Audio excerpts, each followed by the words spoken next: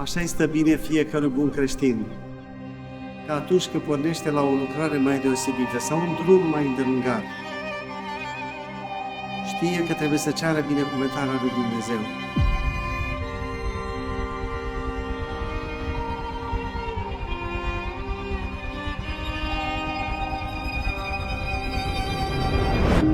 Voi, cei doi, punând mâinile pe Sfânta Evanghelie și pe Sfânta Cruce, ați depus un jurământ înaintea lui Dumnezeu și înaintea Sfântului Altar, că veți păzi legătura dragostei și a unirii între voi, curată, cinstită, dreaptă, neîntreruptă până la mormânt.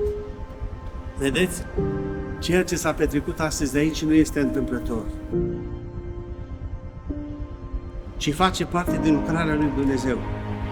Sunteți obligați să țineți întotdeauna viu în inimile voastre, în mințile voastre acest jurământ, pentru că de veți ține cont de el, Dumnezeu va fi prezent în permanență în căsnicia voastră. Iar acolo unde este Dumnezeu prezent, e cu totul deosebit, e cu totul altceva.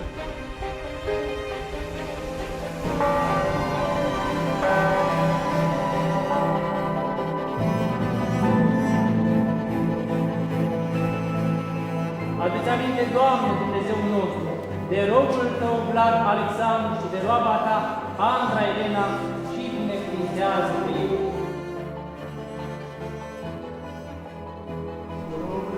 Vlad Alexandru, în numele Tatălui și al Fiului și al Sfântului